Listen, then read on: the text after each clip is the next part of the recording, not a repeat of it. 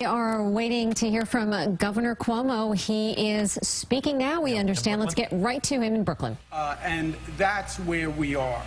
Once the snowfall is over about 3 inches per hour, the plows just can't keep up with it. And that's when the situation becomes most dangerous. And frankly, that's a situation that is now occurring. A situation like this, public safety is job one. And we have all been through this a number of times. You want to balance, you want to keep roads open, you want to keep trains running as long as you can because you want to allow people to get to work, you want commerce to happen. But on the other hand, you want to protect public safety, you want to protect property. We have just been having a conversation with our colleagues.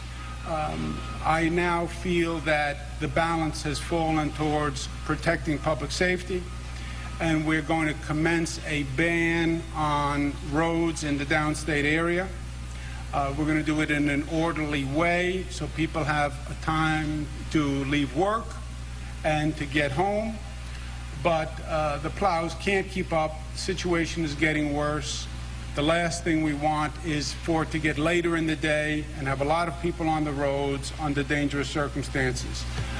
We have been there before, and it's not pretty, and it's frightening, and there have been circumstances where we could have had a loss of life. So we want to make sure that that doesn't happen again. On Long Island, the main thoroughfares are the Long Island Expressway and the Northern State Parkway. And there will be a ban on those roads as of 2:30. If you use those roads to commute, to go home, please be off those roads by 2:30. I want to thank County Executives Mangano and Ballone for their cooperation in making sure that ban occurs. New York City roads, I've spoken to Mayor de Blasio. The New York City roads, both city roads and state roads in the New York City area, will also be closed as of 2:30. And I requested of Governor Christie that the Port Authority roads, bridges, tunnels going into the New York area in downstate also close at 2:30. Obviously, you can't affect a banning of travel unless you do the entire area. You can't have people driving into New York City from New Jersey. You can't have people driving into New York City from Nassau. So we have coordinated a road ban starting with the Port Authority, New York City, Nassau County, and Suffolk. And again, that will happen as of 2:30. So if you need to be on the road and you need to use the roads to get home, please keep that in mind. At the same time, the increased snowfall has been creating problems for our train travel. We have a plan for the Metro North and Long Island Railroad whereby trains are getting stranded because the tracks are icing over. Stranded trains obviously create a problem. We have not experienced any significant problem thus far, but we have had trains that have been stranded, and we've gotten people off those trains. But we're looking at a 4 o'clock time for the last inbound or outbound train on Metro North or the Long Island Railroad. 4 o'clock.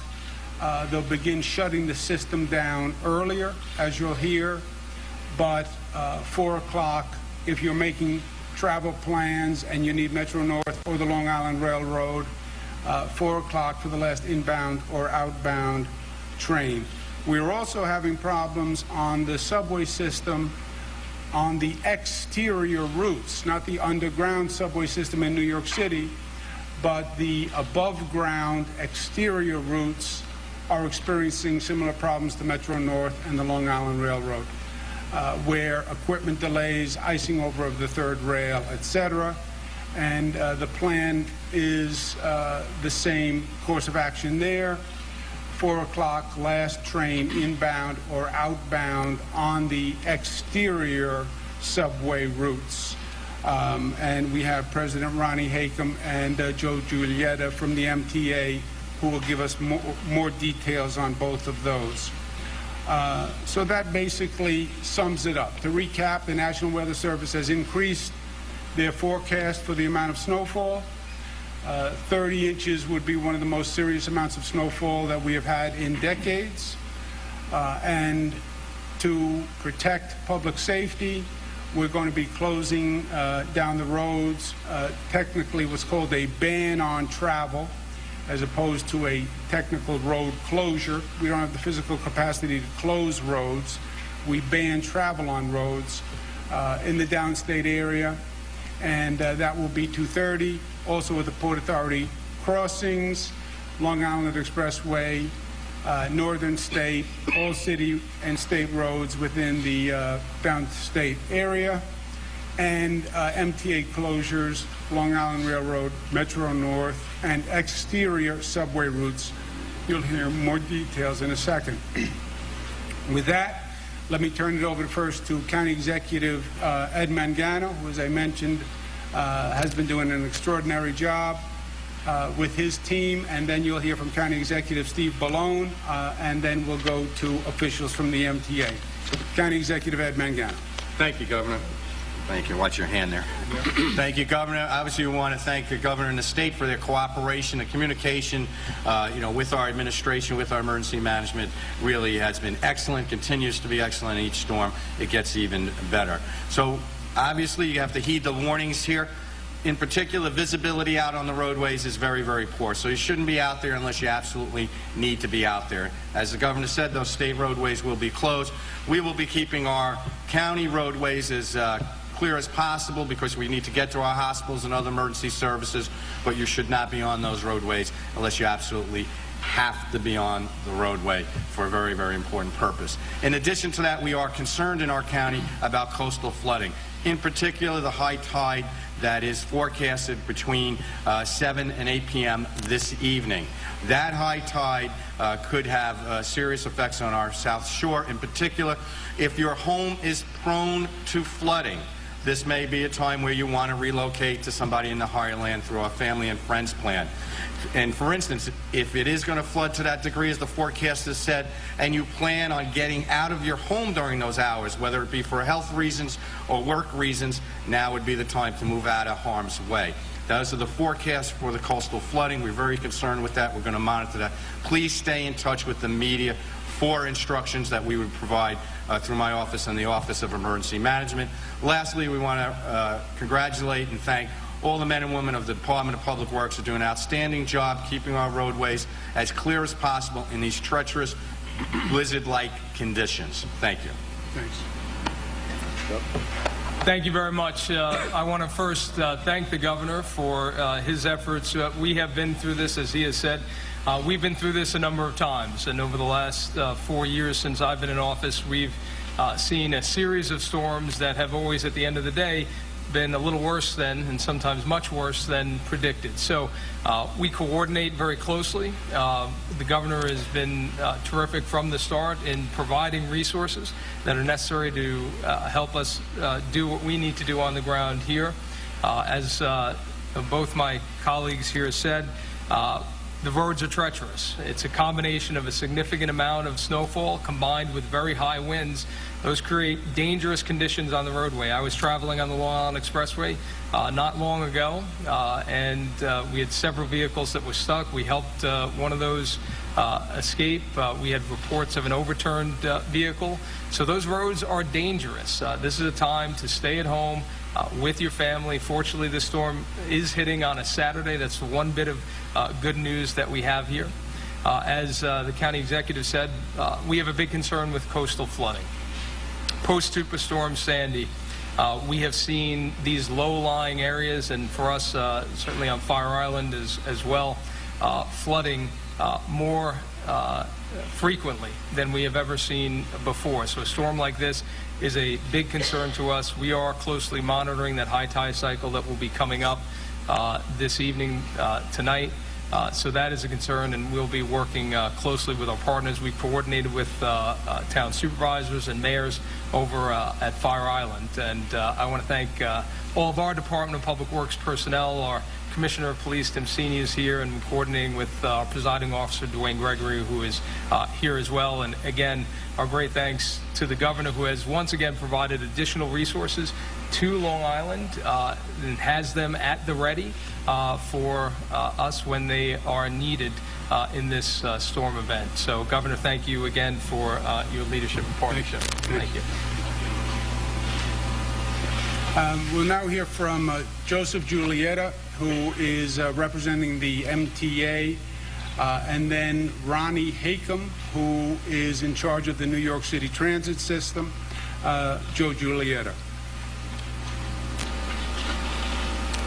Thank you, Governor. And on behalf of Tom Prendergast and the entire MTA family, we are extremely grateful to the Governor and the staff for the support that we received. We're also very grateful to the employees and family of the MTA who have all come in to make sure that we were providing service. We've reached a point right now that at this time we are starting to get the switch failures. We're starting to get some of the issues with the trains that are getting stalled, and we have to make the decisions that are best for all of the passengers that are out there as well as the employees that are involved.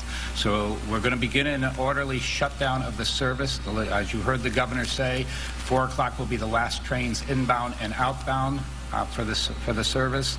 As it goes, we're going to hear a little bit more from Ronnie Hakem because there's an explanation on what can be kept going on the Transit Authority, and I'd like you to hear that part. And for the passengers that are out there, please stay tuned to the MTA info section. You will find what we're going to be doing and the trains that are going to be operating listed on that section. Thank you.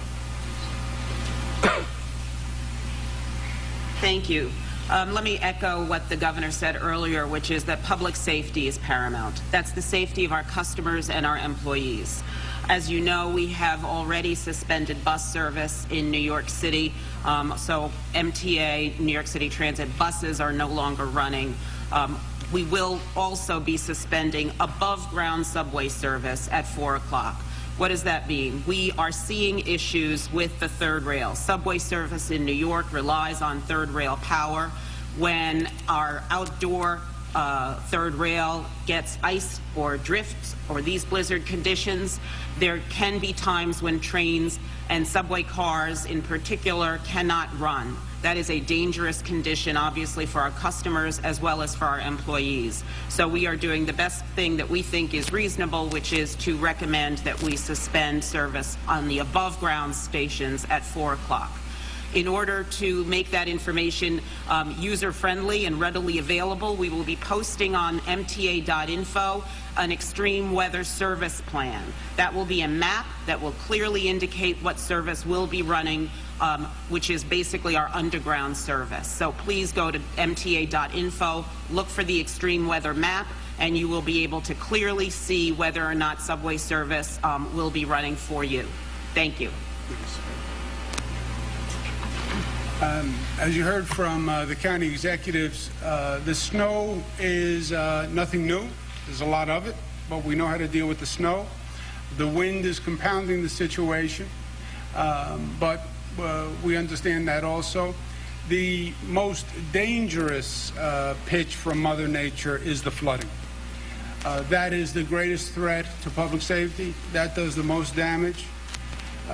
Flooding is a problem in some areas of New York City, low-lying areas, Brooklyn, Staten Island, etc., some areas off the Hudson, but it is most likely a problem on Long Island. And it's a problem that we've gone through before with Superstorm Sandy, with a lot of pain, a lot of hardship, a lot of loss, a lot of tears, and a lot of aggravation. So that is our primary concern now. This morning the high tide was basically okay, some minor flooding. But as you heard from the county executives, there's a tide tonight that we are concerned about. And we're organizing and we're prioritizing all our resources to be responsive to that. We have the National Guard that is on the ground. Nassau and Suffolk County have done an extraordinary job of organizing their resources. We have state police, so everything that can be done in terms of equipment boats, high axle vehicles, etc., is in place. And rest assured that, unfortunately, we've had too much experience responding to these circumstances. But we're poised and we'll prepare for the worst and we'll hope for the best. I also want to thank all my colleagues for their cooperation. As County Executive Ballone said, this only works if we all work together, because in a situation like this, there is no Nassau County or Suffolk County or Manhattan or Queens. It's just one area that is affected by a storm. And the coordination has been extraordinary. And I want to thank County Executive Ballone and County Executive Mangano. I want to thank New York City Mayor de Blasio, who we've had numerous conversations all through the situation. And I want to thank Governor Chris Christie. It was my request that he close, the Port Authority close the bridges and tunnels coming from New Jersey to downstate New York. And I want to thank the Port Authority and the governor in particular for their cooperation. And all the men and women who are out there today, thousands and thousands of public servants who are doing extraordinary work under difficult circumstances. You don't see them, but they're driving the trucks and they're driving the trains and they're part of the DPW crews, and they left their family and they left their homes to come out and serve the public. And it really is inspirational and it's extraordinary. And we thank each and every one of them and we want them to be safe. With that, any questions for myself, the county executives, or the MTA officials? Governor, in terms of economic damage from the storm, in terms of what the state could be seeing in the lost business, I know it's falling on a weekend, but what are your concerns right now with happening in terms of lost business and other expenses? You know, luckily, you're right, it did fall on a weekend. It's a Saturday, probably a Saturday and a Sunday for the storm itself. We'll see what Monday brings. We're doing our best to get back to work on Monday. The economic damage will be nothing like what we went through in the past. Superstorm Sandy was horrendous. This is a fraction of that in terms of economics. And we hope in terms of public safety it's the same. There will be a cost to the state and to the local governments for the response, the crews that are out there, the overtime that people will have to work. But in the scope of things, that is not a major issue in this circumstance, luckily.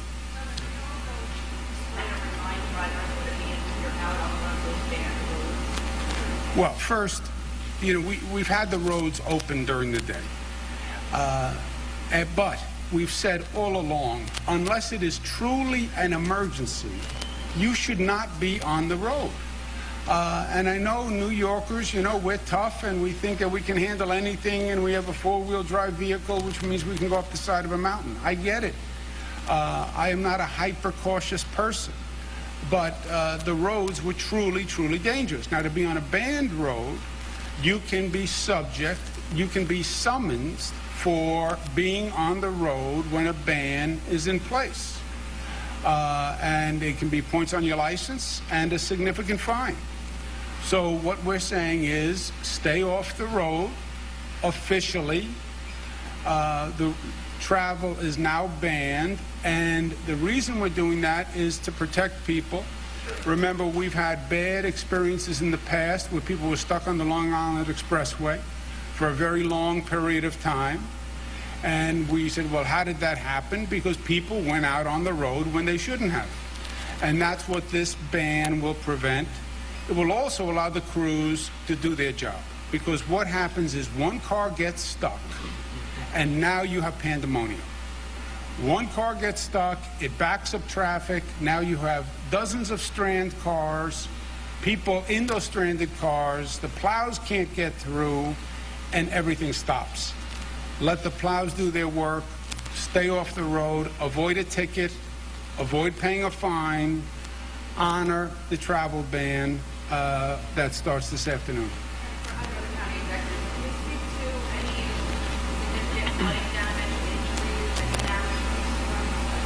I think, you know, at this point, we've been fortunate. The reports are that the flooding has been minimal, but as we've said, we're concerned about several tide cycles, and particularly the one tonight is a major concern. So everyone is aware and focused and coordinating. The resources, as the governor said, are in place to assist anyone who may need help. But fortunately, so far, it appears we're doing okay. With respect to the flooding, we had minor flooding. We've reported some flooding. But again, as County Executive Blown said and the governor, we are concerned with the next high tide cycle with the full moon, and that's why we're all focused on that one. There's been about 30 car accidents in the county of Nassau. There's probably about 18 aided calls throughout the county.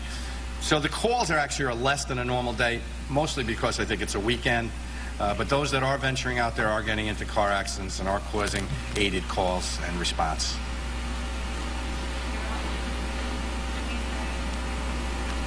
Okay? All right. Thank you very much. Thank you.